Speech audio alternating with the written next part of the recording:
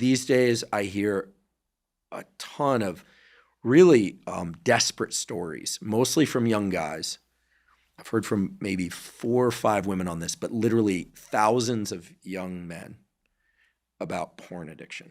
Every time I hear about it, I feel so fortunate that I grew up in a time where, or maybe I just don't have the wiring for it. And if I did, I'm pretty open on this podcast. It's never been an issue for me. Yeah. And they're telling me that they can't stop watching porn. I get the sense that they're not enjoying this experience anymore because they're reaching out to me saying, how in the world can I quit? And what do I tell them?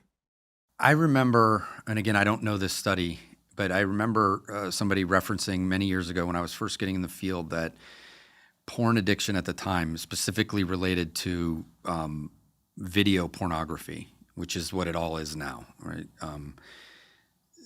It was having the same impact on the brain in young men as crack cocaine.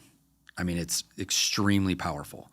Has a lot of other effects in that it sets up a very unrealistic idea and perspective of what sex and intimacy is. You know, it also can help or can lead to kind of setting their sexual template. You know, they can quickly escalate, just like you would escalate, kind of back to the hot fudge sundae, where it doesn't work anymore, from, you know, something that might seem like normal sex to violent sex to really out there things that can bring a lot of shame that they're even watching, and it can escalate quickly and then have an impact on their own lives and relationships because they're playing out those relationships or that amount of intimacy, depending on what they're doing. Also, if there's masturbation along with it, in a fantasy.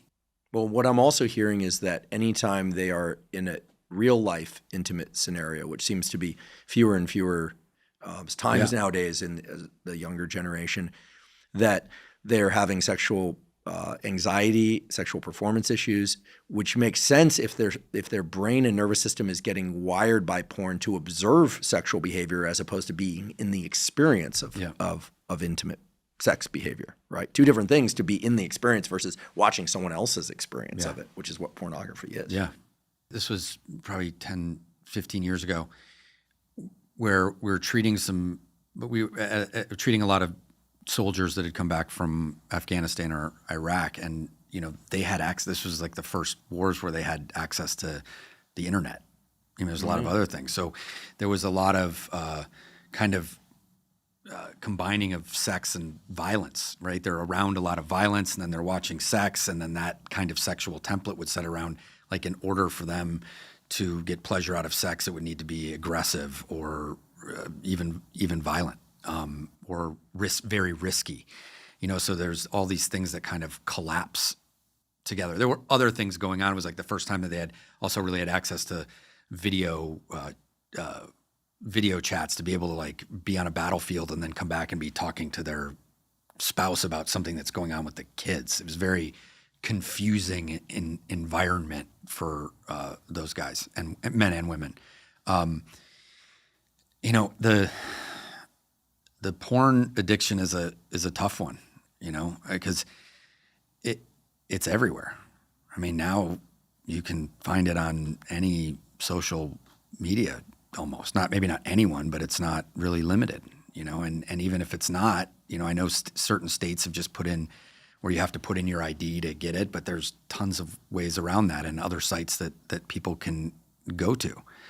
And I run into that with a lot of, it does seem to be young men, you know, and it's a way for them to play out some sort of fantasy around connection and relationship, and it makes their world really small. I don't think it's the same as gambling, but it can make their world very, very small, in that they're, instead of finding relationships out in the world, and it's not necessarily a relationship, but they're what they believe they're getting out of a relationship, they're then getting out of watching porn. It seems like basically stopping completely is the answer. And people say, and I'm not trying to moralize here, right? I'm not telling people what's moral about this.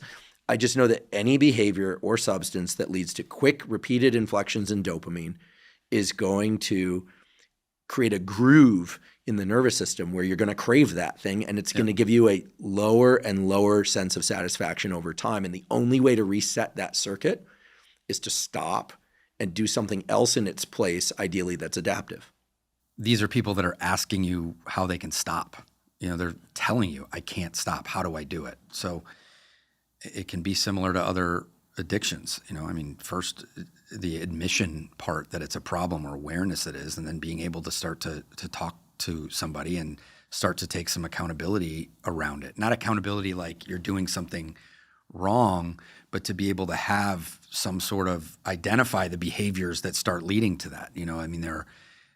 That can be done in therapy. There's other 12-step groups that can help people with that, to identify what their sobriety would look like, if you want to call it sobriety, what it looks like. And if it does involve not watching any porn, then that's the rule set that they have. And then they figure out, either with their therapist or in their treatment center or with their sponsor or community in 12-step, like, how am I going to be held accountable to that?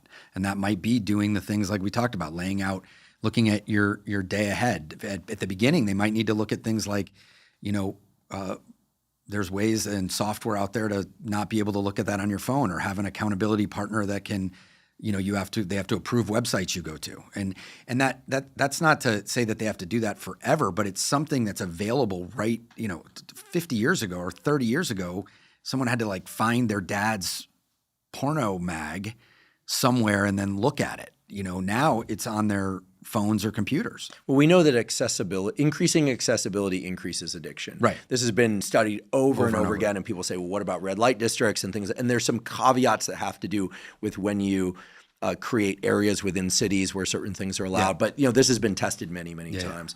It's also true, and it's kind of a duh, but to quote Anna Lemke, it's impossible to get addicted to a substance or a behavior that you've never taken or engaged in. Right. So some things are best avoided entirely.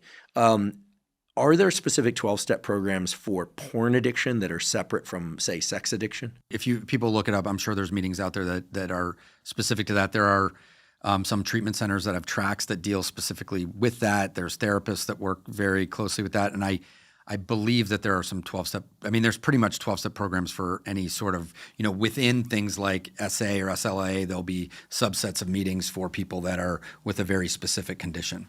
And one of the reasons I wanted to discuss this today is because I hear about it so much, is unlike alcohol or drugs, there's a kind of extra layer of shame associated with pornography addiction for people.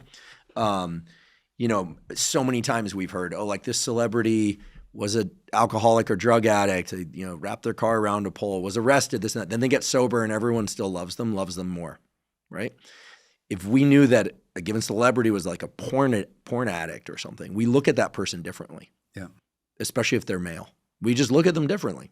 And so reducing some of the shame around it, I think, is key to helping them recover. Because I can tell you, there's the questions initially came in kind of like, as is often the case with men when they're trying to talk about issues, that they were kind of cloaked in like, what are your thoughts about NoFap, which is this thing where guys withhold ejaculation. Okay. Does it increase testosterone? It turns out in the short run it does. In the long term, it's probably not good for the prostate, et cetera. But then it turned out they were really asking about masturbation. They were really asking about pornography. And then all of a sudden, I don't know what changed out there, but there's been this deluge of questions from young guys of how they can stop engaging in online porn. A key to that is what you said about we look at them differently. They're going to keep it secret. And there's a saying, secrets keep us sick, but I believe there's like a real, almost a biology to that, in that, if you're holding it in, not sharing it, there's no really place for it to go but shame. And shame separates us. And separate, we're not connected. And not connected, we're alone. And alone, we're, we keep carrying that forward. Alone, we're dead. Maybe not in that sense anymore, like we talked about earlier, but like we're not really living.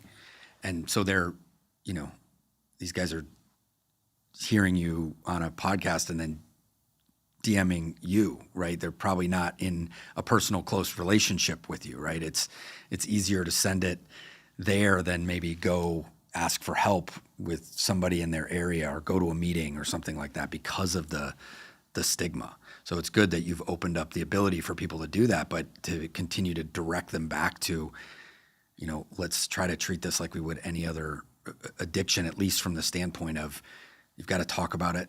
You've got to have some sort of admission. You've got to be able to find a community around it. You want to be able to do work, most likely with a therapist or a team of therapists that can help you understand what's driving that